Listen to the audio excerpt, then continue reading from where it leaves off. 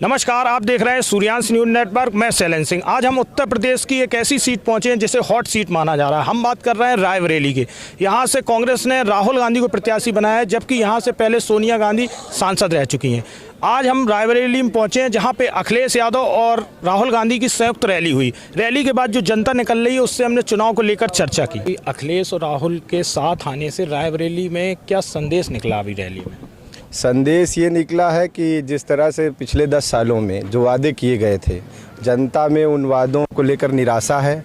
2 करोड़ रोजगार युवाओं का जो मुद्दा है सबसे बड़ा, कि हर साल उन्होंने प्रयागराज की रैली में कहा, अपील की युवाओं से, युवाओं ने साथ दिया कि 2 करोड़ रोजगार हम हर साल देंगे। इस तरह से 10 करोड़ होता है, और रोजगार कहाँ गए सब।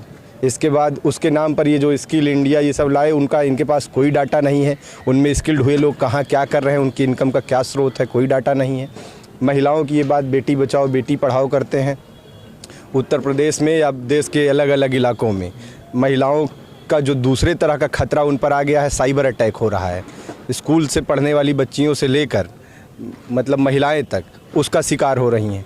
उस पर इनके क्या प्लान है, क्या योजना है, कुछ नहीं है। वंचित वर्ग जो दलित हैं, जो और भी वृद्ध हैं, विकलांग हैं, और जो समाज का वंचित तबका है वो अलग परेशान है। उसकी सब्सिडीज़ कम की जा रही हैं। बार क्या कहते हैं, कुछ भी कर ले मोदी, चाहे जितने पैतड़े लगा ले, हारना है तो हारना है मोदी को। रायबरेली से कितनी जीत लग रही है आपको? कितनी बड़ी जीत हो? 100% जीतना है तो जीतना है। 5 लाख। अरे भाई सरकार यहाँ बने भाई पंजा। हाँ, पहले भी पंजे ही जीता है यहाँ से। हाँ, इस बार भी पंजा। हाँ पंजा रहा। अच्छा, इसमें साइकिल भी जुड़ गई है पंजे में। कितनी ताकत बढ़ गई कि नहीं बढ़ गई? हाँ ताकत नहीं बढ़ेगा। आपकी सरकार बन जाएगी, कांग्रेस की सरकार बदल। अगर ईवीएम सही चला तो सरकार बदल जाएगी। ईवीएम सही चली तो हाँ, सरकार पक्का बदल जाएगी।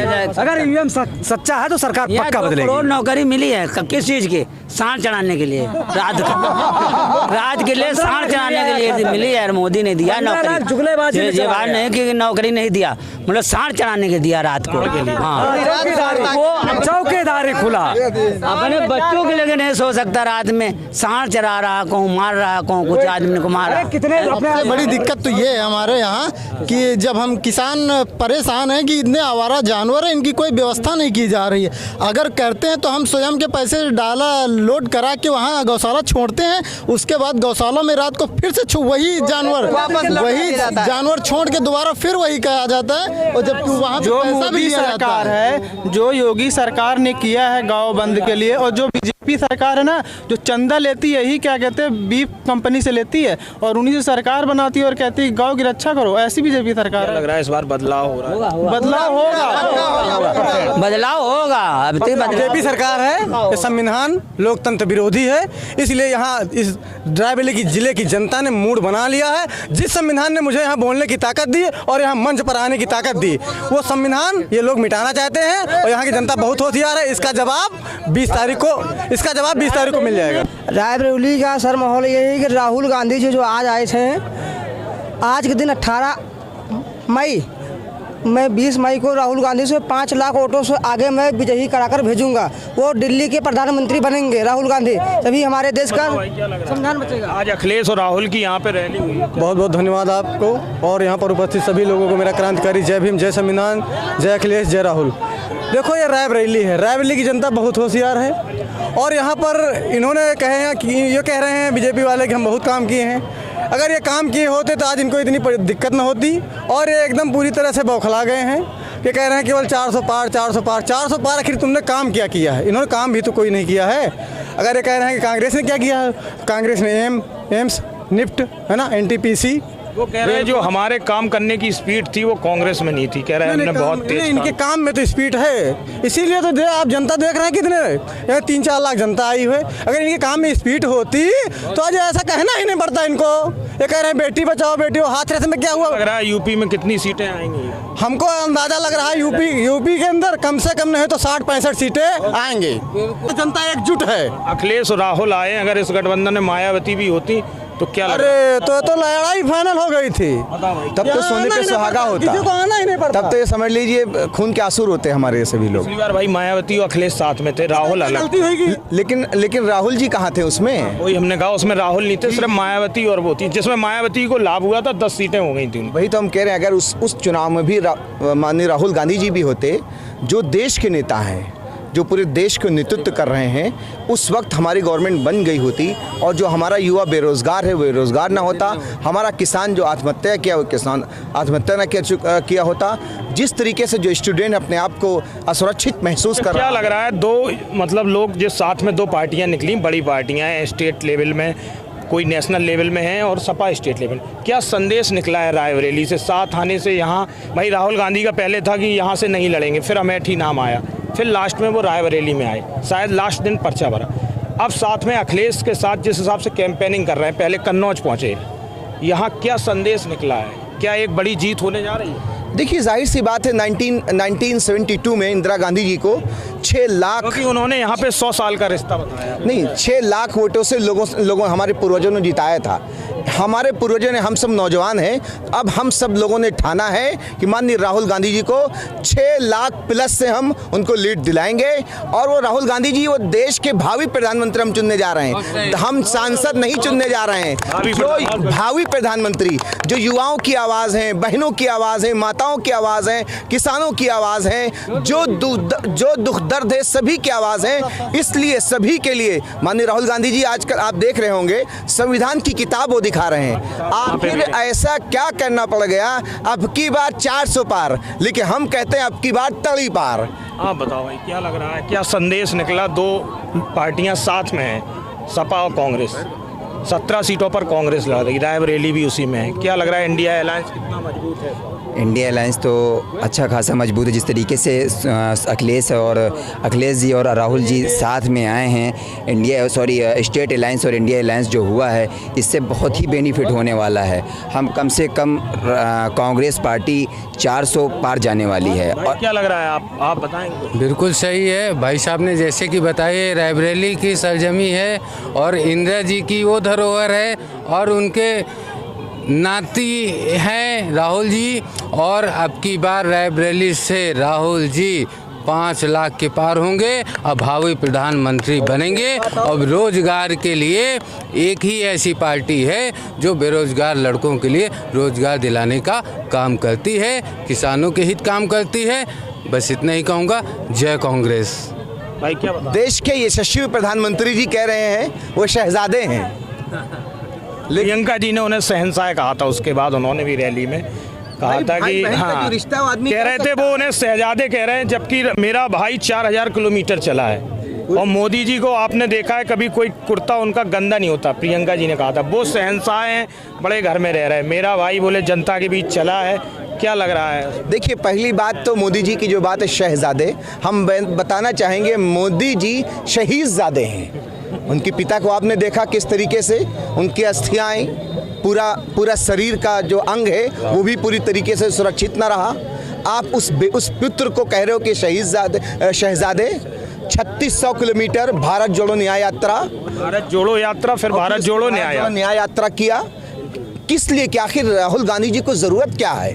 भाई राहुल गांधी जी पूरी तरीके से अपने आप में सक्षम हैं, लेकिन राहुल गांधी जी को युवाओं का दर्द है, किसानों का दर्द है, माताओं का दर्द है, बहनों का दर्द है, और ख़ास तौर से उन लोगों का दर्द है जिन्होंने देश को सींचा है। 2 लोगों की जोड़ी बनी है, सपा और कांग्रेस की। अखिलेश और राहुल गांधी के बाद क्या जा रहा है, एक बड़ी जीत की ओर राहुल गांधी बढ़ रहे हैं? नहीं, हाँ, राहुल गांधी जीतेंगे। अब की बार हम लोग रोजगार को चुन रहे हैं। पिछले 10 साल से हो गए हम लोग रात दिन मेहनत कर रहे हैं, पढ़ाई कर रहे हैं, पर कोई वैकेंसी आती नहीं। जो भी वैकेंसी आती है पेपर देते, पेपर निरस्त हो जाता है। इतनी दूर दूर भेजते, घर वाले पैसा खर्च करते, इतनी मेहनत से पढ़ाएं लिखाएं, लेकिन हम लोग 10 साल से रोजगार के लिए तड़प रहे हैं। इसलिए अब की बार हम लोग रोजगार को चुनना चाहते हैं। जैसे कि उन्होंने आरओ समीक्षा अधिकारी वाली वैकेंसी निकाली थी, सबसे पहली बार ऐसा हुआ है कि 211 वैकेंसी आई हैं और उन्होंने ऐसा किया कि पेपर करवाने के बाद में पेपर निरस्त करवा दिया, कहा कि पेपर लीक हो गया है। लेकिन आयोग मानती है कि पेपर लीक नहीं हुआ है। आयोग ने तो नहीं माना है कि पेपर निरस्त हुआ है, लेकिन सरकार कह रही है सरकार ने पेपर को निरस्त करवा दिया। ऐसा सरकार करवा रही है, आयोग नहीं मान रहा है कि पेपर लीक हुआ था। क्या लग रहा है बदलाव के लिए वोट करेंगे? हाँ बिल्कुल करेंगे, बदलाव के लिए वोट करेंगे। क्या लग रहा है अभी यहाँ पे आपने नारा सुना होगा, 5 लाख से ऊपर की जीत की बात हो रही है, एक बड़ी जीत हो रही है? बिल्कुल हो रही है, हम उन्हीं को सपोर्ट करेंगे। भाई क्या बताओ? हम भी उन्हीं को। सरकार के काम से खुश नहीं है क्या? नहीं, इससे तो नहीं खुश हैं, क्योंकि हम लोगों को रोज़गार चाहिए, वो रोज़गार नहीं दे रही। कोई भी वैकेंसी आती है उसको तुरंत लीक करवा देती है या निरस्त करवा देती है। हम लोगों को पढ़ाई लिखाई करके इतनी मेहनत करते हैं तो रोज़गार तो मिलना चाहिए ना। सरकार काम के मामले में और रोजगार के मामले में फेल नजर आ रही है। यस, ज़रूर फेल है, जब देगी नहीं तो फेल ज़रूर मानेंगे। भाई कुछ बताएंगे क्या? बताओ, देखो क्या लग रहा है? अभी आप रैली में थे यहाँ पे, राहुल अखिलेश, हम लोग अपना मुद्दा उठाने आए थे। हम लोग 69,000 शिक्षक भर्ती में उसका भी जिक्र पीड़ित थे।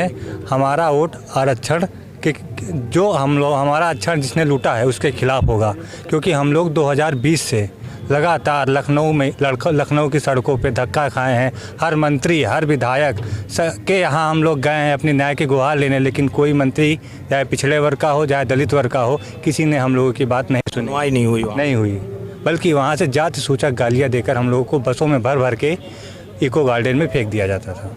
आप बदलाव के लिए इस बार वोट? हाँ बिल्कुल, जो हमारे आरक्षण के साथ खिलवाड़ करेगा हम उसको बिल्कुल पसंद नहीं करेंगे। क्या लग रहा है भाई? 69,000 शिक्षक भर्ती में 6800 से मैं भी हूँ, और इस भर्ती में मैं लगातार धरने में जाता रहा। और उत्तर प्रदेश की योगी सरकार जिसने कि आरक्षण का घोटाला किया और उनके पूर्व शिक्षा मंत्री सतीश चंद्र द्विवेदी जी ने माना, और राष्ट्रीय पिछड़ा वर्ग आयोग जिसको संवैधानिक मान्यता हमारे देश के प्रधानमंत्री नरेंद्र मोदी जी ने उसको मान्यता दी, और उसी की रिपोर्ट को आज मानने के लिए हमारे देश की डबल इंजन की सरकार, प्रदेश की योगी सरकार मानने के लिए तैयार नहीं है। और 600 से अधिक दिनों तक हम लोगों ने धरना किया, उसके बावजूद आज भी लड़ाई लड़ रहे हैं। देश और प्रदेश का कोई नेता, मंत्री और विधायक, चाहे पक्ष का हो चाहे विपक्ष का हो, हर व्यक्ति के यहाँ हम लोग गए कि सुनवाई नहीं हुई जी। सर मेरे जितने शिक्षक हैं, इनके जो पेपर लीक करता है वो सीआईडी वाला नाटक, जो सीआईडी नाटक चल रहा वो लीक करवा रहा पेपर इनके, क्या वो लीक करवा रहा। क्योंकि योगी मोदी जी को जो गद्दी बुलाया, अमिताभ बच्चन, जो नोटबंदी पूरी करवाई गई है, अमिताभ बच्चन ने पूरी नोटबंदी, जो संविधान के ऊपर मैंने देखा, अभी मैं फोटो का भी दिखा सकता हूँ कि संविधान के ऊपर अमिताभ बच्चन ने सब इसकी 12 बजा रखी। संविधान जब बाबा भीमराव अम्बेडकर ने लिखा तो संविधान की तुम 12 क्यों बजा रहे हो? अभी मैंने देखा कि गाँव पाइपलाइन डली पानी की, जब बम्बई में पानी है तो गाँव पाइपलाइन करेंगे, क्योंकि जितने रोजगार जितने शिक्षा घूम रहे हैं फालतू, इनको नौकरी क्यों नहीं दी गई? इसको देना चाहिए क्या?